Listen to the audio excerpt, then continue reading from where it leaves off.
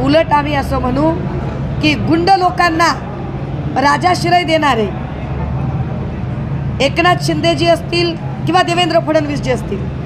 देवेंद्र फडणवीस साहेब तर गृहमंत्री म्हणून सपशेल नापासच ठरलेले अनेक वेळा। मग बारसू रिफायनरीतला लाठी हल्ला असेल, मराठा आरक्षण आंदोलकांचा लाठी हल्ला असेल,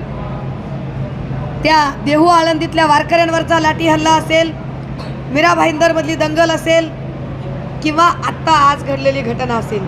अनेक वेळा हे लक्षात आलं की देवेंद्र फडणवीस अपयशी ठरलेत,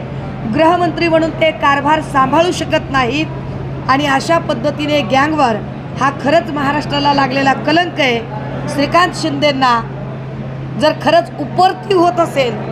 तर श्रीकांत शिंदेंनी तरी आपल्या वडिलांना सांगावे की तुमच्यामुळे महाराष्ट्राच्या राजकारणाचा स्तर खालावत आहे। जर